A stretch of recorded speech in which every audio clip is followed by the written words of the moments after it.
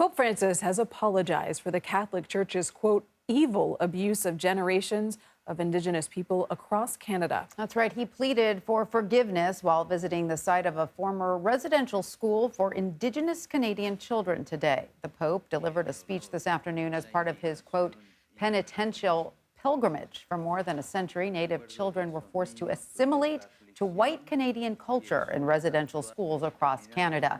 Many of them were also physically or sexually abused. His nearly week-long visit to the country ends Friday. Joining us now is Chico Harlan. He is the Rome bureau chief for the Washington Post. Chico, thanks for joining us. Walk us through the historical context of Pope Francis's trip to Canada. Why is the Pope taking this trip now, and why did it take so long? He'd been under pressure for a while. I should say the church had been under pressure for a while, going back even to the time of Pope Benedict. And what really kind of reignited this issue, not just for the church, but for Canadians, was the discovery using technology last year of several grave sites that had the remains of Indigenous children who'd attended these residential schools. So that turned this from an issue that, had happened in prior decades into something that was really, like, once again, roiling Canadian society.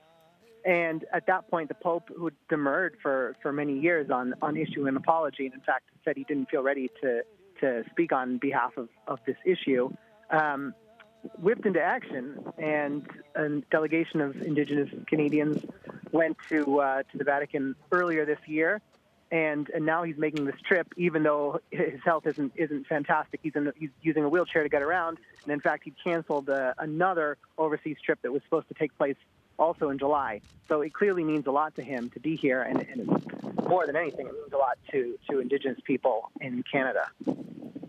So, Chico, the Pope has never framed an entire trip around an apology until this visit to Canada. What sets what occurred in this country apart from other wrongs, because we know there were others, committed by the Catholic Church? Right. I mean, he could definitely do other trips with apology at the center of it. It's hard to say what. I think some of it is just that Indigenous leaders in Canada were very successful in getting heard, and there was a lot of pressure among civil societies, among leaders here, to reach the Pope, because it's true, the Pope has crises and emergencies and traumas being brought to him all the time from all parts of the world, and he does have to make a choice about what to turn his attention to. So I can't answer specifically why this one. It might speak a little bit to his own experience in South America, where, obviously colonization, it was often brutal and it involved Christians upending and changing the nature of the whole continent. He's apologized for colonialism in the past, and some of the ideas of colonialism are really underpin the residential school idea in all these ways that are now quite transparently horrific, but that were part of the MO for the church at the time. Yeah, no, it is definitely a meaningful visit, though, for so many Canadians. Well, Chico Harlan from the Washington Post, thank you so much for your insight into the Pope's visit there to Canada. We do appreciate it. Thank you for having me.